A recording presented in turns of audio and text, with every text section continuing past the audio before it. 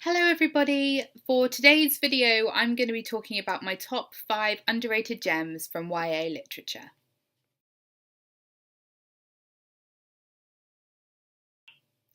The first book I want to talk about is Undiscovered Girl by Allison Burnett. It's the story of a girl called Katie who's just finished high school and her friend's going off to university, but she's spending the summer at home. She's not sure what she wants to do with her life. I think it's a really common situation that a lot of us find ourselves in at that age.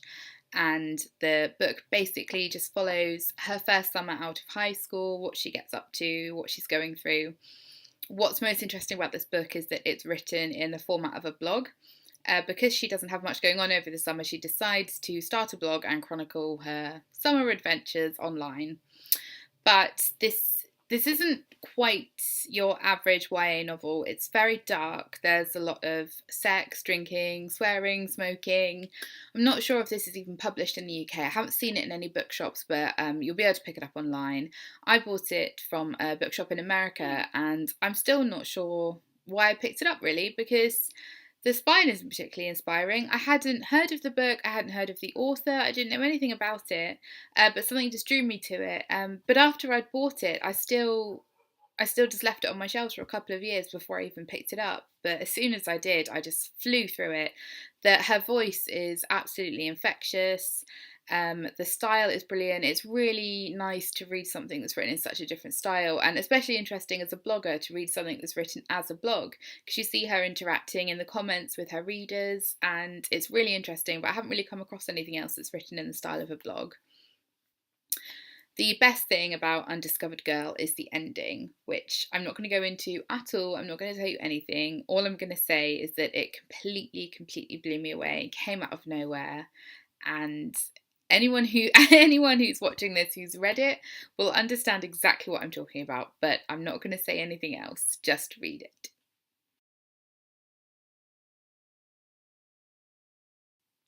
The next book on the list is Choker by Elizabeth Woods. This is a contemporary novel. It came out I think it came out in 2010, released by Simon & Schuster. And it's one of those that as soon as I read the synopsis and saw the cover, I just pre-ordered it straight away. I didn't know anything else about it. I hadn't read any reviews of it, but I just could not wait to get this book. And it absolutely was just brilliant from start to finish. I have read quite a few mixed reviews of this book, but I don't understand why it wasn't more popular, because for me it's still one of my favourites. It's just absolutely fantastic. It's the story of a girl called Cara who moves away from her best friend, and she's 16 years old and she hasn't made any new friends really, and she's struggling, she's bullied at school.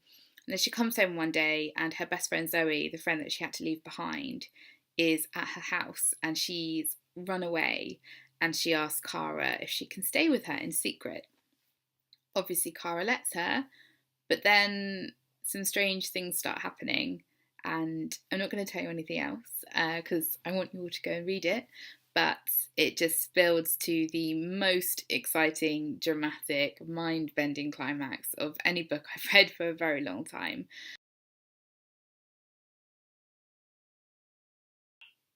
Next up, we have a bit of a change of pace and a book called Getting Revenge on Lauren Wood by American author Eileen Cook.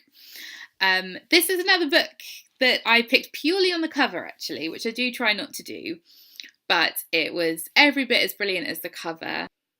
As you can imagine, it's a little bit Mean Girls. It's just a perfect, light, funny, breezy read. I mean, it does get a bit deeper. It does delve into their friendship. It does delve into bullying. But on the whole, it's lovely, light, fun, funny. Even in the subject matter of a girl trying to destroy her old best friend doesn't sound funny. There are genuinely some laugh out loud moments. And I completely empathised with Helen as a character. She's so likeable. At times, what she's doing isn't particularly likeable, but she's a great character, and Lauren is just the perfect bitchy mean girl as well. She's a great villain, even though we do obviously get to see a softer side of her.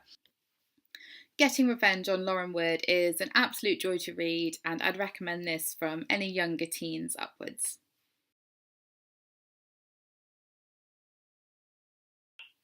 This next one on the list is the most recently released book out of the 5 that I've chosen. It was actually released this year from Penguin, and it is The Bunker Diary by Kevin Brooks. Now, this one isn't really underrated because I have seen a lot of people reviewing it and a lot of people enjoying it, but then I've also seen quite a few mixed to negative reviews of it, which I just do not understand at all.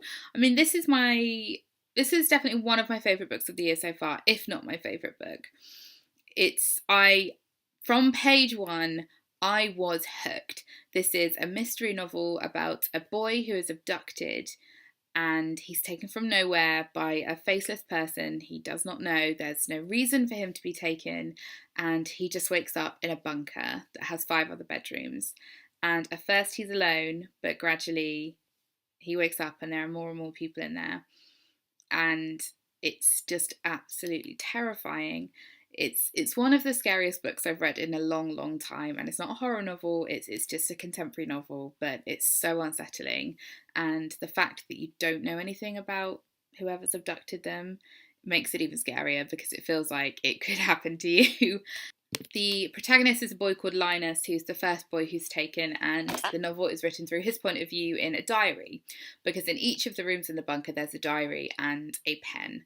So we get to hear Linus's thoughts about what's happening, him trying to process why he might be here, who he thinks the other people might be, just trying to make sense of the situation. And obviously as the novel goes on and he's been there for longer, things get more and more desperate, more has happened, and the writing style reflects this perfectly. It gets more frantic, the sentences get jumbled. It's such a clever book, and like all of the books I've picked, it has an absolutely phenomenal ending, which I did not see coming. I couldn't believe it. I could not believe it. I kept flicking through the pages to see if there was something I've missed, to see if there was more, to see if I was missing some pages. It's absolutely fantastic. I'm a big fan of Kevin Brooks, and this is 100% my favourite one of his books so far.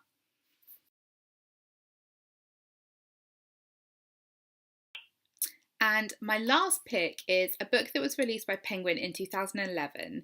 It is Brother Sister by Sean Olin. This is the story of brother and sister Will and Ashley, who have had quite a difficult life growing up.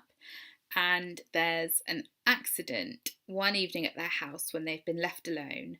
And they basically go on the run. So it's a bit natural born killers. There's definitely an element of that to it. And the bodies start to stack up and the relationship between Will and Ashley gets more and more strained. This one is a dual narrative, so it's split between Will and Ashley's points of view as they're giving their statements to the police after they've been caught. So right from the outset, you know that they get caught, which brings quite an interesting element into the story because you sort of already know what the ending's going to be. Or do you? Will and Ashley's relationship is quite unsettling, and even though it's quite unsettling and it's not particularly pleasant to read, it makes for a really interesting story because they get a little bit too close. You're not quite sure what's going on. And I do quite enjoy the odd unsettling, creepy read, and this is perfect if you're in the mood for something like that. It's really different to anything else I've read in YA. It really is a completely unique book, from the way it's written to the way the story's told to what the actual story is. I find it really interesting that it's only as I've been making this video I've realised that all of the books I've picked, possibly with the exception of Getting Revenge on Lauren Wood, have massively shocking endings. I'm obviously a bit of a sucker for a big twist and revelation and surprise at the end. That's obviously what I enjoy, that's with every book I've picked on this list has an ending like that. But the ending to Brother Sister just absolutely floored me, and I made all of my friends read this book. I made my mum read this book, I made my nan read this book. I told everyone about this book. And it's the ending for me that makes it so great, because it's a really good story. It's great the whole way through, but that ending just absolutely got me. And I 100% recommend this book to you. It's brilliant. It's really underrated. I barely saw any reviews of it, and most of the ones I saw were negative, purely based on the slightly creepy relationship between the brother and sister. But please don't let anything like that put you off, because this is a really, really interesting novel. Okay, so that was my top 5 underrated books in YA. I'd like to know what books you think are the most underrated. Please let us know in the comments what books we should be reading that you think are underrated by everybody. I hope you enjoyed this video. Let me know if you've read any of the books I mentioned, and I will see you all again soon. Bye!